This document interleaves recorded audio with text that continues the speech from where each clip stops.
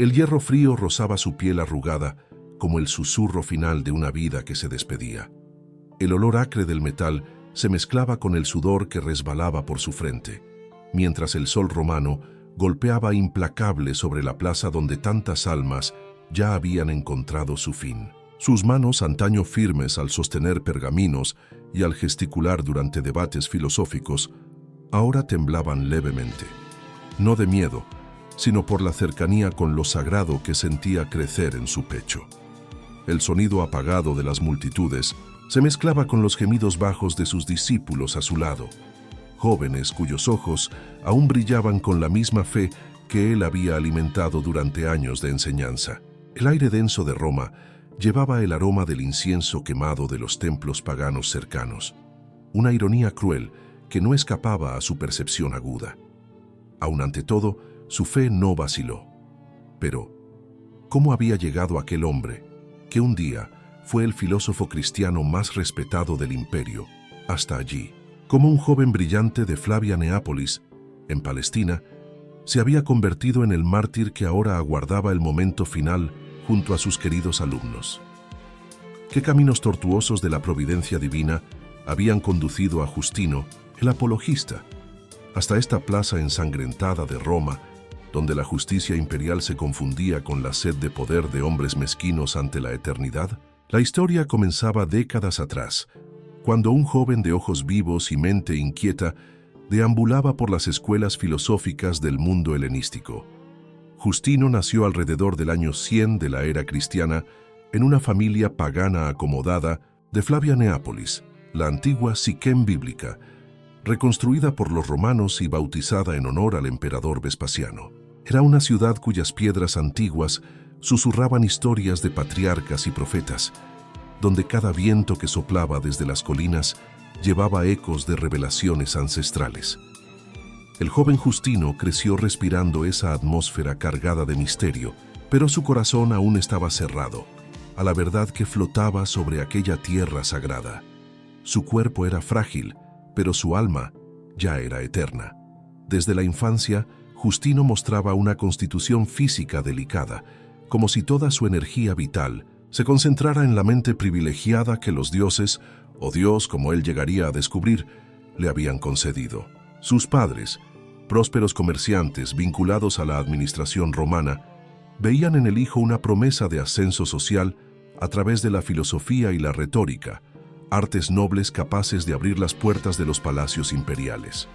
El joven filósofo comenzó su itinerario intelectual sumergiéndose en las enseñanzas de los estoicos, esos sabios que pregonaban la resignación ante el destino y la búsqueda de la serenidad mediante la razón. En las escuelas de Alejandría y Atenas, Justino absorbía con avidez las lecciones de Epicteto y Marco Aurelio, sintiéndose atraído por la dignidad moral que emanaba de esa filosofía. El aroma de los papiros antiguos impregnaba las bibliotecas en las que pasaba días enteros, y el sonido rítmico de su propia respiración acompañaba la lectura silenciosa de los grandes maestros. Pero algo faltaba. Una inquietud profunda carcomía su corazón como una herida que no cicatrizaba.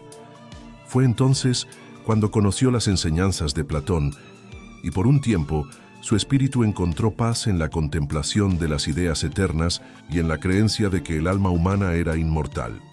El platonismo le ofrecía un puente entre el mundo sensible y el inteligible, una explicación sublime para los anhelos más profundos de su naturaleza.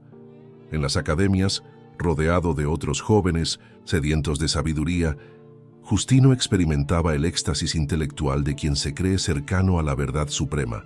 El perfume de los jardines filosóficos se mezclaba con el incienso de los sacrificios a los dioses del conocimiento, mientras los debates acalorados se extendían hasta la madrugada.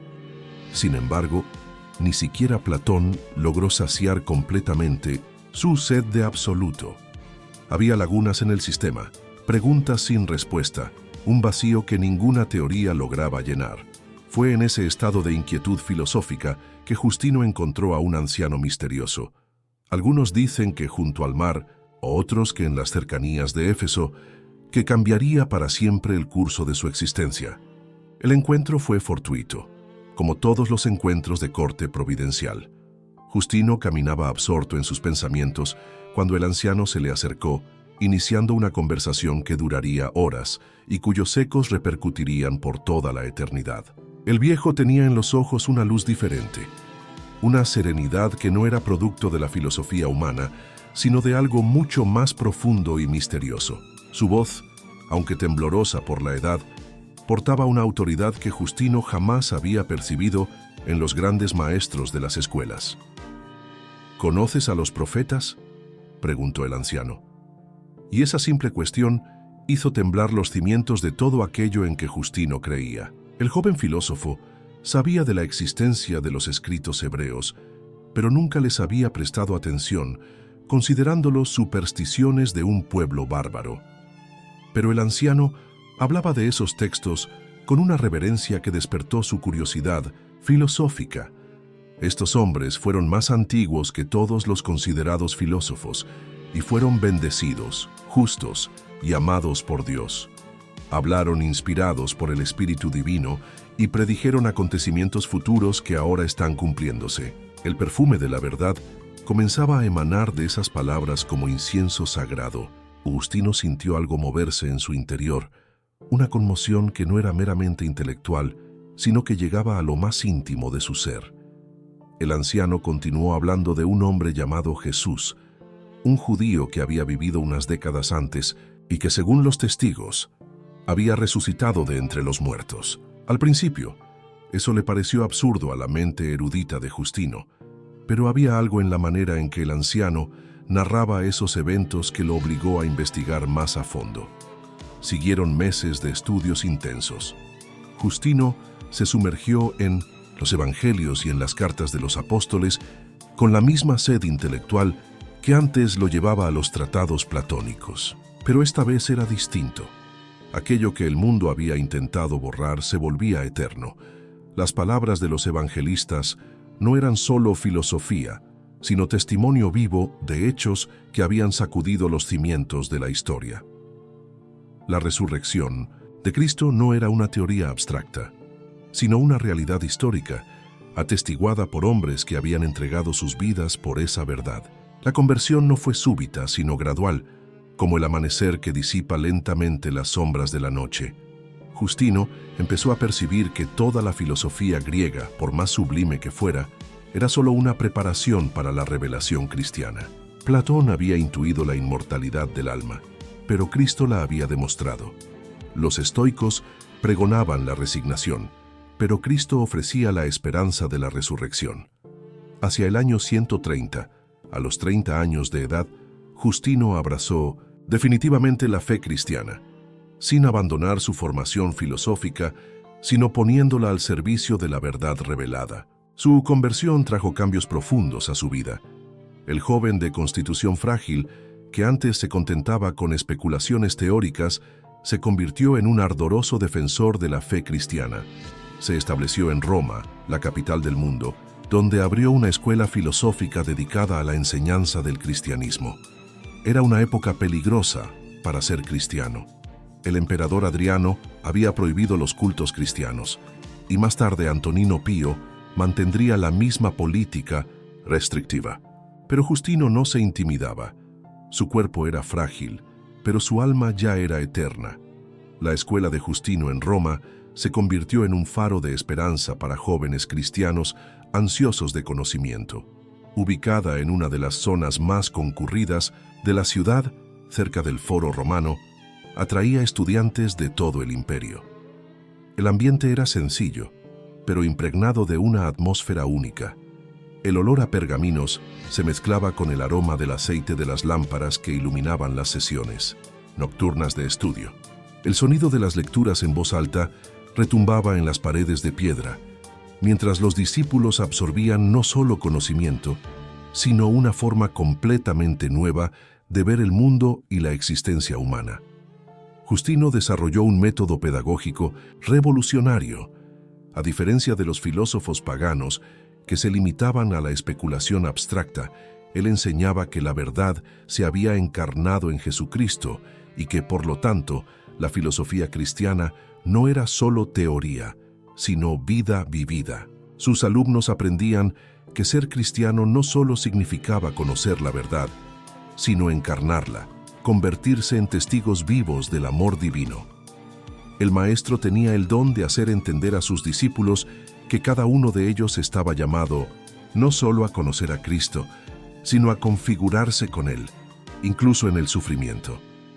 Entre sus alumnos más destacados estaban Caritón, Carito, Evelpisto, Hierón, Peón y Liberio, jóvenes cuyos nombres la historia preservaría para siempre, no por sus logros intelectuales, sino por su fidelidad hasta el final.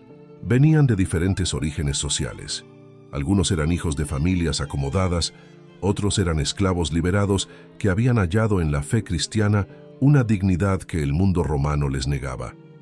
Pero todos compartían la misma sed de verdad y la misma disposición para seguirla hasta las últimas consecuencias.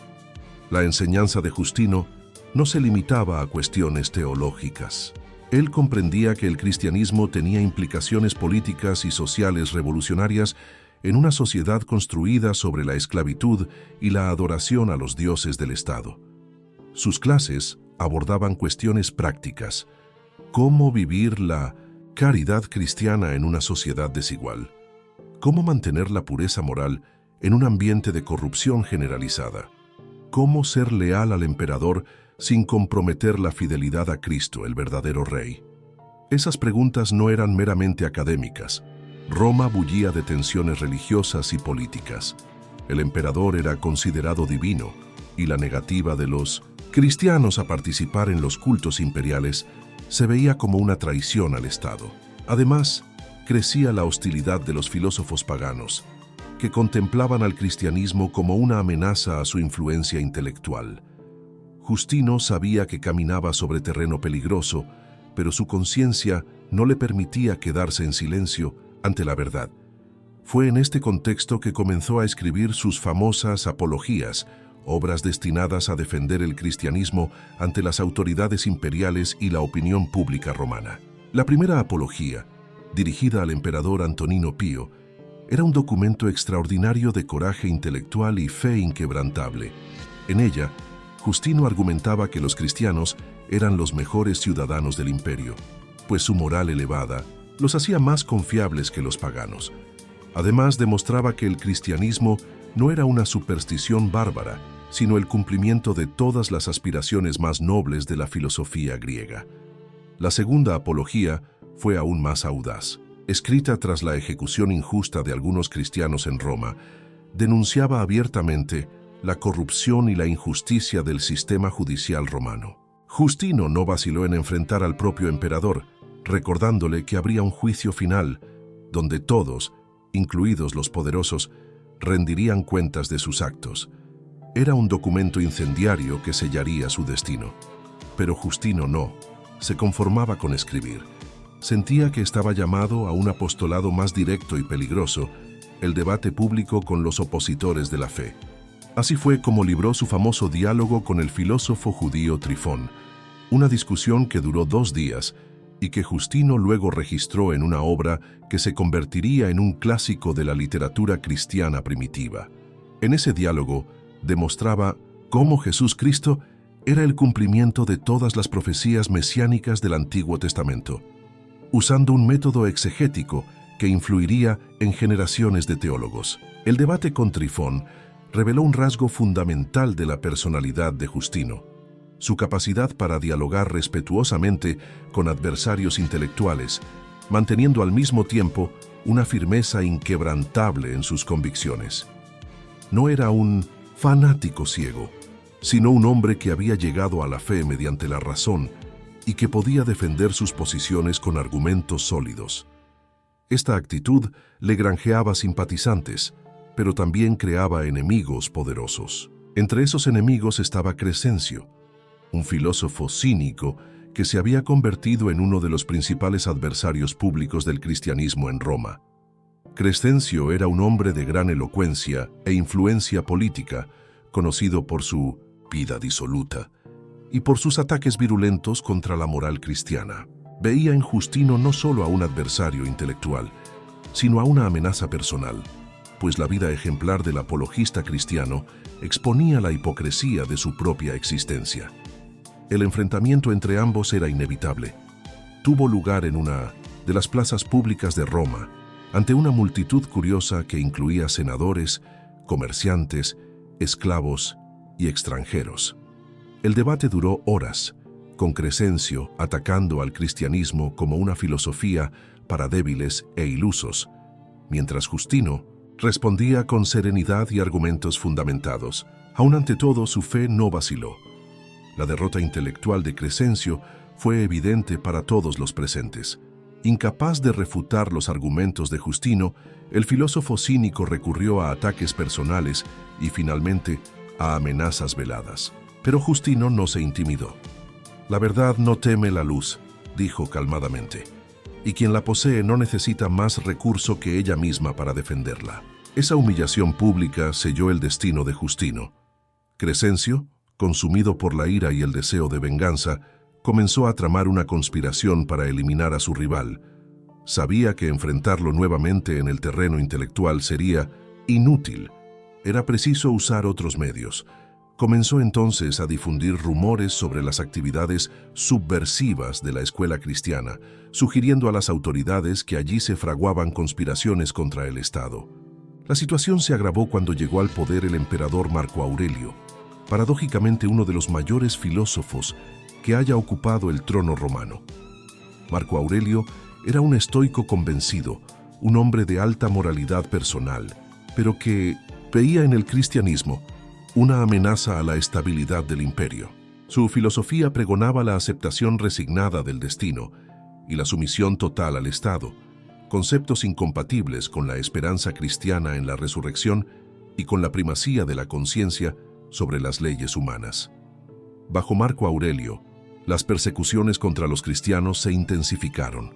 El emperador filósofo consideraba la fe cristiana una superstición obstinada que corrompía la disciplina romana.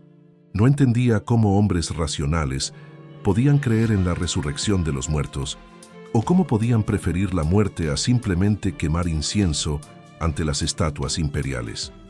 Para su mentalidad estoica, aquello era fanatismo irracional. Fue en ese clima de creciente hostilidad que Crescencio decidió dar el golpe definitivo. Presentó ante las autoridades una denuncia formal contra Justino y sus discípulos, acusándolos de ateísmo, delito castigado con la muerte según el derecho romano, y de conspiración contra el Estado. La acusación era falsa, pero en una época de paranoia política bastaba la sospecha para desencadenar un proceso judicial. La prisión tuvo lugar en una fría mañana de invierno. Soldados romanos irrumpieron en la escuela cuando Justino impartía una clase sobre el Evangelio de Juan. El contraste era brutal. Por un lado, la violencia bruta del poder imperial.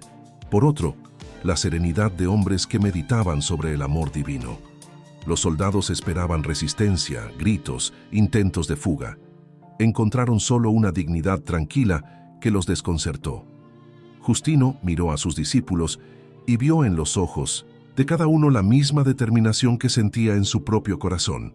Caritón, el más joven, tenía lágrimas en los ojos, pero su rostro mostraba una resolución inquebrantable. Carito, hijo de una familia senatorial, podía salvarse fácilmente negando su fe, pero permaneció al lado del maestro. Evelpisto, Hierón, Peón y Liberio. Cada uno de ellos podría haber elegido la vida en lugar de la fidelidad, pero escogieron el camino más difícil.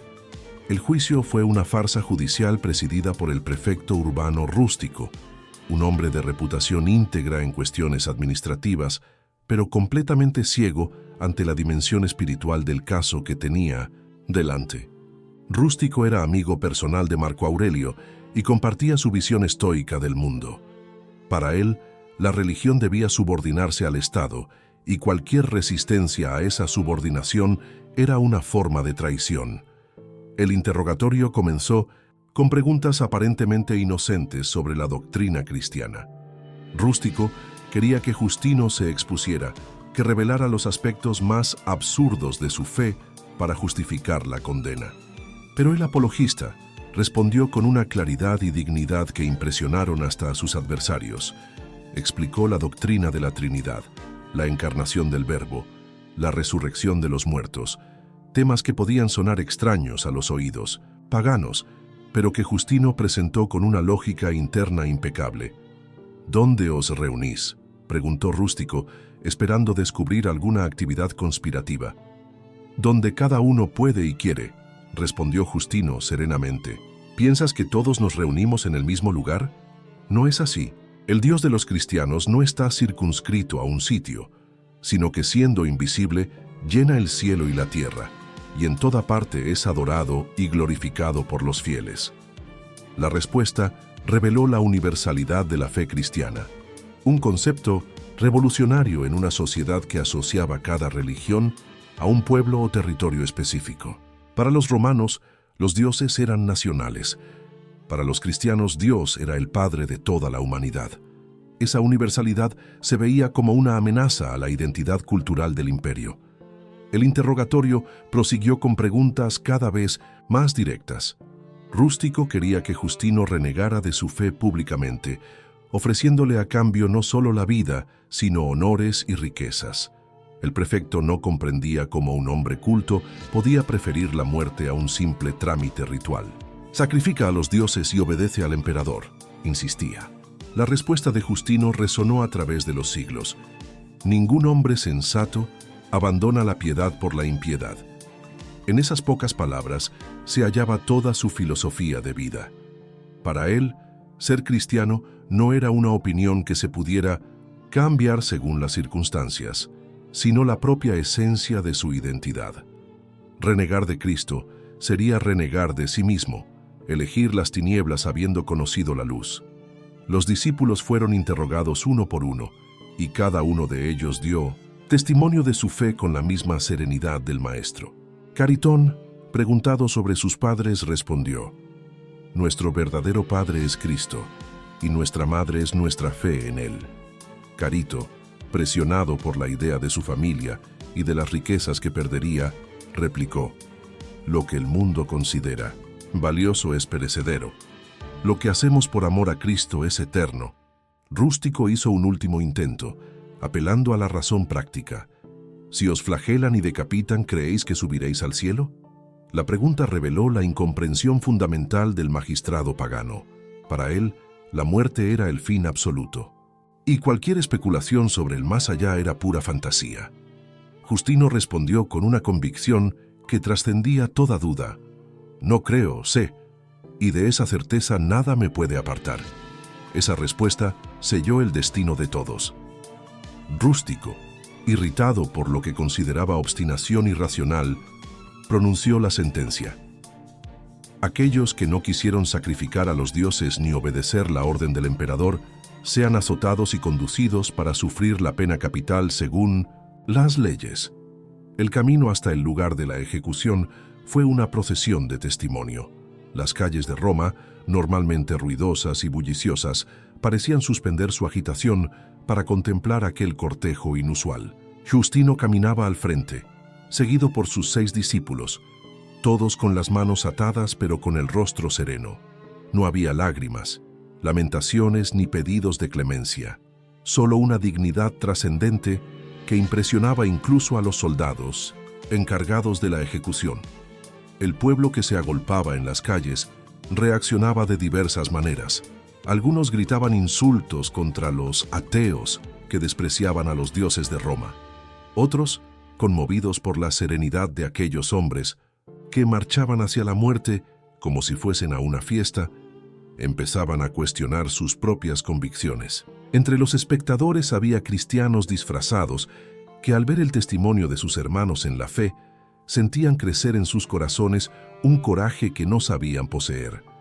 La plaza de la ejecución estaba situada en una de las zonas más concurridas de Roma, elegida a propósito para que el espectáculo sirviera de advertencia a otros posibles subversivos.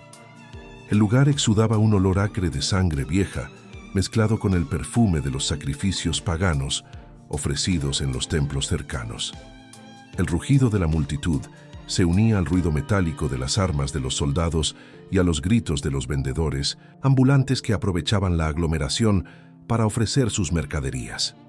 Justino miró por última vez al cielo azul de Roma y sintió una paz que trascendía toda comprensión humana.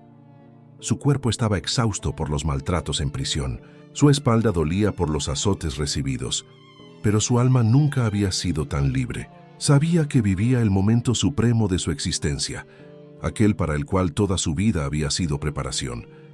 Los discípulos se arrodillaron al lado del maestro, formando un semicírculo que parecía una asamblea litúrgica. Sus voces se elevaron en una oración final, palabras de alabanza y gratitud que contrastaban dramáticamente con la brutalidad del entorno. Caritón murmuraba el Padre Nuestro. Carito recitaba fragmentos de los Salmos. Evelpisto repetía las bienaventuranzas del Sermón de la Montaña. Era como si aquella plaza de muerte se transformara momentáneamente en una iglesia. El verdugo, un soldado veterano acostumbrado a la violencia, vaciló por un instante ante aquella escena inédita. Nunca había visto a condenados enfrentar la muerte con tanta serenidad. Normalmente los criminales gritaban, suplicaban, intentaban huir. Aquellos hombres parecían participar en una ceremonia sagrada. Por un momento, el soldado se preguntó si no estaría cometiendo un error terrible. Pero las órdenes eran claras, y la disciplina militar no admitía vacilaciones. El hierro frío descendió sobre las 7 cabezas en una secuencia rápida y eficiente. Justino fue el último, y sus ojos siguieron abiertos hasta el final, fijos en el cielo como si estuviera viendo algo que los demás no podían percibir. Su último suspiro fue un murmullo. Jesús. La multitud se dispersó lentamente, pero algo había cambiado en la atmósfera de la ciudad. Los cristianos presentes recogieron discretamente los cuerpos de sus hermanos, preparando un entierro digno. Algunos paganos que habían presenciado la ejecución se marcharon en silencio, perturbados por una inquietud que no podían explicar. Lo que habían visto no era solo la muerte de 7 hombres, sino algo mucho más profundo y misterioso.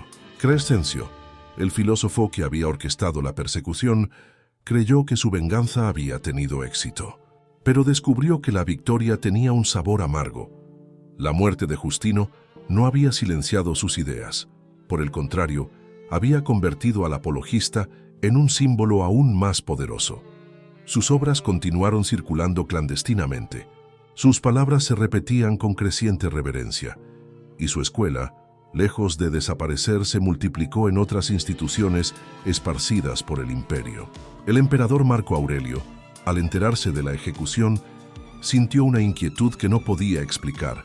Su sentido de justicia, afinado por años de estudio de la filosofía estoica, le susurraba que quizás había cometido un error.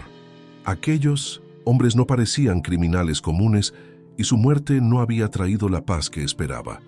Por el contrario, parecía haber encendido una llama aún más intensa en el corazón de los cristianos. La muerte de Justino y de sus discípulos tuvo lugar alrededor del año 165, durante el segundo año del reinado de Marco Aurelio. Era el día 1 de junio, una fecha que la Iglesia cristiana guardaría para siempre en su memoria.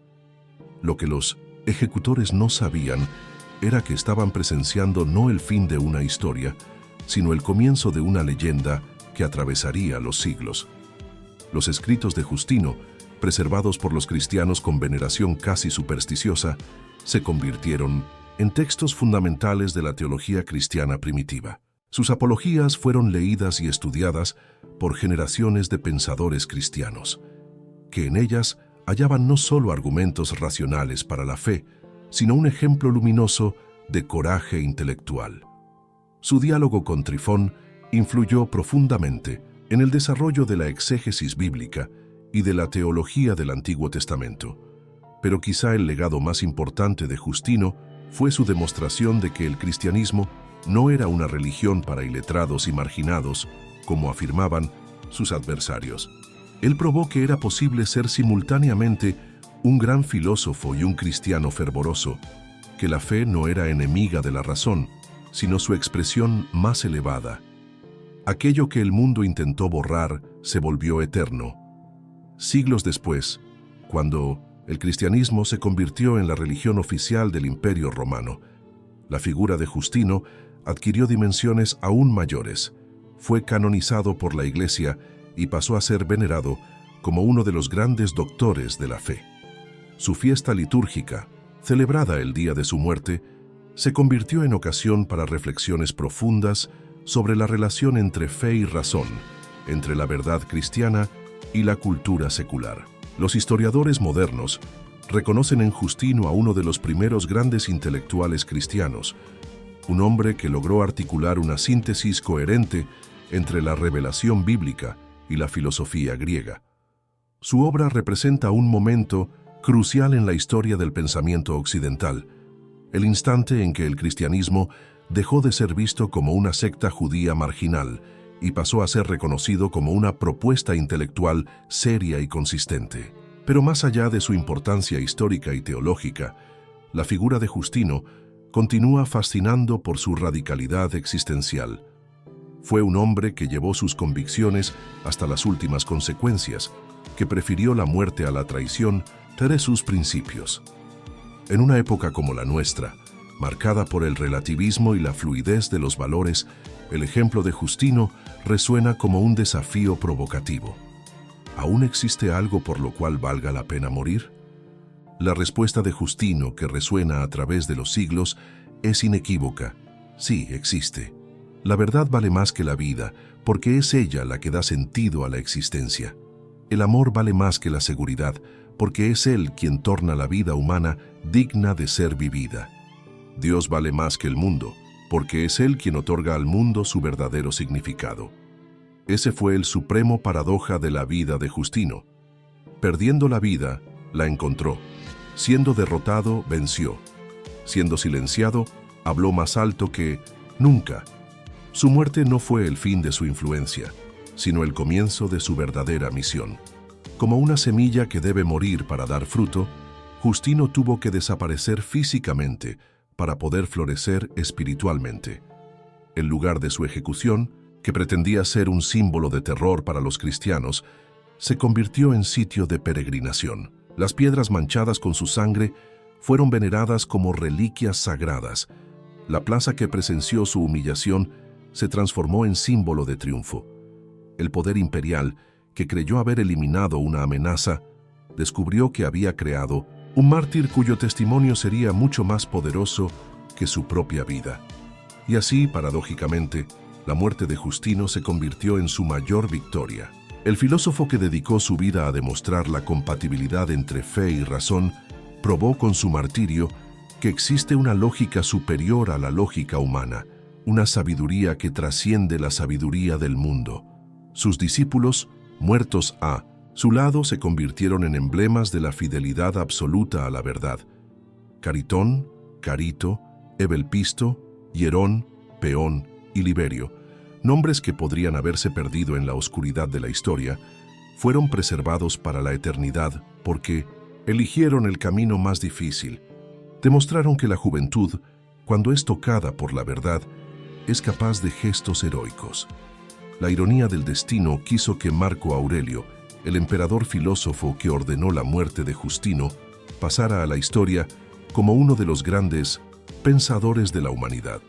Sus meditaciones se leen aún hoy como uno de los más bellos tratados de filosofía moral jamás escritos. Pero junto a su grandeza intelectual permanece la sombra de su incomprensión ante el cristianismo, su incapacidad para reconocer en Justino un espíritu afín. Crescencio, el filósofo cínico que orquestó la persecución, desapareció rápidamente de la memoria histórica. Sus escritos se perdieron, su influencia se desvaneció, su nombre solo es recordado como nota al pie en la biografía de Justino. El contraste es elocuente. El perseguidor cayó en el olvido, mientras el perseguido alcanzó la inmortalidad. La escuela de Justino, lejos de desaparecer con la muerte del maestro, se multiplicó por todo el imperio. Sus métodos pedagógicos fueron adoptados por otros apologistas, sus obras fueron copiadas y recopiadas por escribas cristianos, sus ideas influyeron a teólogos y filósofos durante siglos. Aquello que debía haber sido destruido por la espada se volvió indestructible. La sangre derramada en aquella plaza romana no fue estéril. Como dijo Tertuliano, otro gran apologista cristiano, la sangre de los mártires es semilla de cristianos. La muerte de Justino y de sus discípulos provocó una ola de conversiones que las autoridades imperiales no pudieron detener. Muchos de los que presenciaron la ejecución quedaron conmovidos por la dignidad de esos hombres y comenzaron a investigar las enseñanzas por las que habían muerto.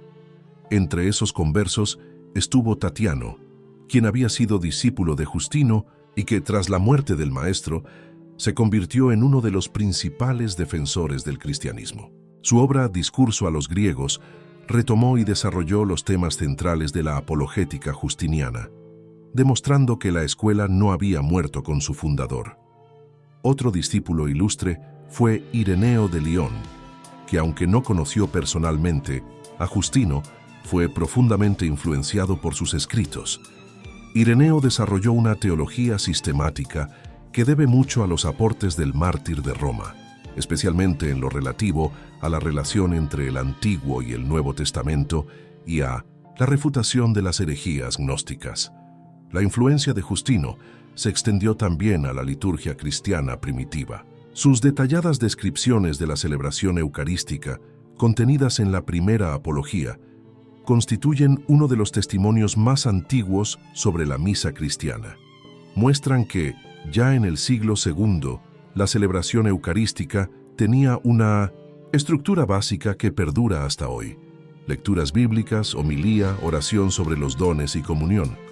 Pero quizá el aspecto más fascinante del legado de Justino sea su contribución al desarrollo de la filosofía cristiana. Fue el primero en articular de forma sistemática la idea de que toda verdad, donde quiera que se encuentre, tiene su origen en el Logos divino. Según esa perspectiva, los filósofos griegos que alcanzaron verdades importantes fueron, de algún modo, iluminados por el mismo Verbo que se encarnó en Jesucristo. Esa teoría, conocida como semillas del Verbo, semina verbi, revolucionó la actitud cristiana frente a la cultura pagana.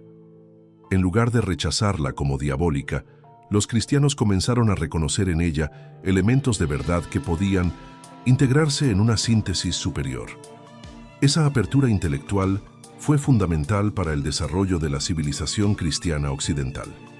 El coraje de Justino al defender públicamente su fe inspiró a generaciones de cristianos a no avergonzarse de sus convicciones. En una época en que ser cristiano significaba vivir en la clandestinidad, él demostró que era posible dar testimonio público de la verdad sin caer en el fanatismo o la agresividad. Su polémica siempre fue respetuosa, sus argumentos siempre racionales, su actitud siempre digna. Esa dignidad en el testimonio se convirtió en una característica distintiva de los grandes apologistas cristianos. Hombres como Clemente de Alejandría, Orígenes, Agustín de Hipona, todos bebieron de la fuente de Justino y aprendieron con él que la defensa de la fe debía hacerse con inteligencia y serenidad. El ejemplo de Justino fue particularmente importante para los cristianos intelectuales, que a menudo se sentían divididos entre su formación cultural pagana y su fe cristiana. Él demostró que no era necesario renunciar a la razón para abrazar la fe, ni abandonar la fe para cultivar la razón.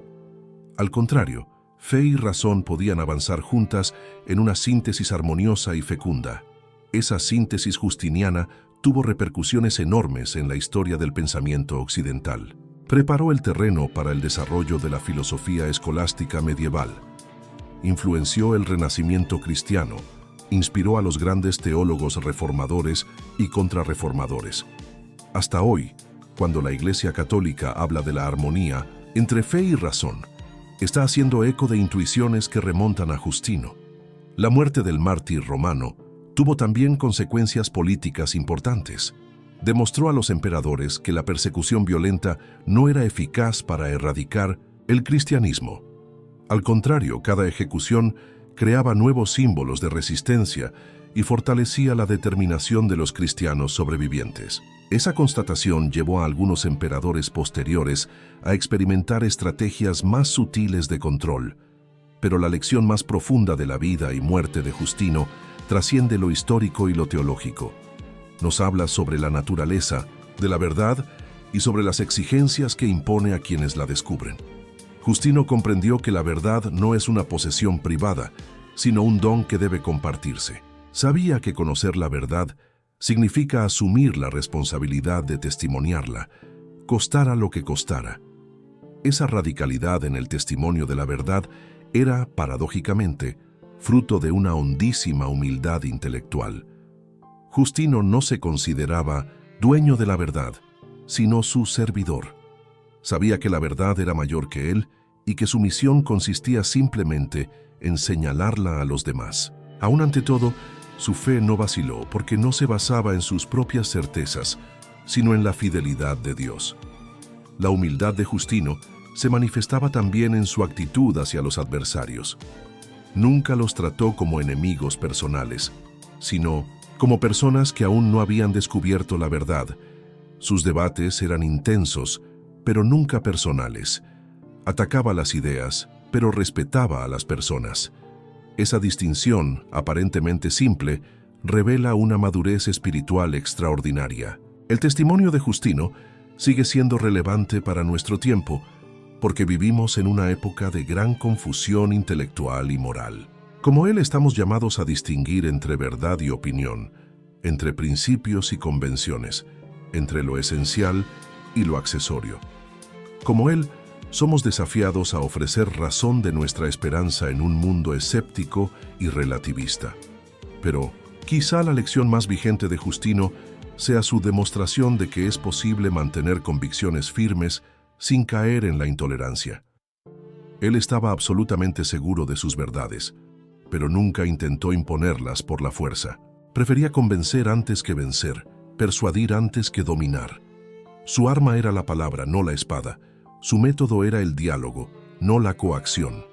Esa actitud es especialmente valiosa en una época como la nuestra, marcada por polarizaciones extremas y por la tentación de silenciar a los adversarios en lugar de dialogar con ellos. Justino nos enseña que la verdad no necesita violencia para imponerse, porque tiene en sí misma una fuerza persuasiva que tarde o temprano toca los corazones sinceros. La vida de Justino fue, de principio a fin, una búsqueda apasionada de la verdad. Comenzó como un joven pagano sediento de conocimiento, se convirtió en un filósofo cristiano convencido y terminó como un mártir sereno. Cada etapa de esa trayectoria estuvo marcada por la misma sed de absoluto, por la misma negativa a conformarse con medias verdades o compromisos convenientes. El legado de Justino es también un testimonio del poder de la palabra. Fue, ante todo, un hombre de palabra, palabra hablada en debates públicos, palabra escrita en las apologías, palabra vivida en el testimonio final. Comprendió que la palabra, cuando nace de la verdad y se vive con autenticidad, posee una fuerza transformadora que ninguna violencia puede destruir. Sus palabras, preservadas en fragmentos preciosos que han llegado hasta nosotros, siguen resonando a través de los siglos. Nos hablan de una época en que ser cristiano era una elección arriesgada, pero también nos muestran que valió la pena correr ese riesgo.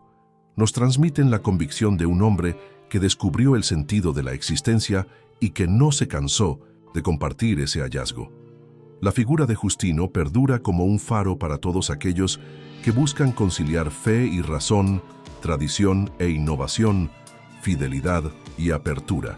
Demostró que es posible ser radicalmente fiel a los principios sin cerrarse al diálogo, absolutamente seguro de las propias convicciones, sin sentirse arrogante ante los adversarios. Su muerte, en aquella mañana romana de junio del año 165, no fue solo el fin de una vida ejemplar, sino el nacimiento de un símbolo eterno.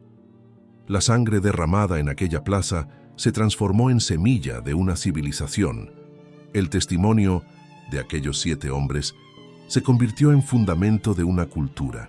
El sacrificio de ese momento se transformó en fuente de inspiración para milenios. Aun ante todo, su fe no vaciló. Esa frase, que bien podría grabarse como epitafio de Justino, resume toda su grandeza. Enfrentó dudas intelectuales, persecuciones, políticas, sufrimientos físicos, pero jamás perdió la certeza fundamental que daba sentido a su existencia. Su fe era como una roca inquebrantable sobre la que construyó toda una vida de testimonio. Y así San Justino, el filósofo que se hizo mártir, el pagano que se convirtió en santo, el hombre frágil que se tornó héroe, perdura a través de los siglos como un ejemplo luminoso de que la verdad, cuando se abraza de forma íntegra, vuelve al hombre verdaderamente libre, libre incluso de la muerte.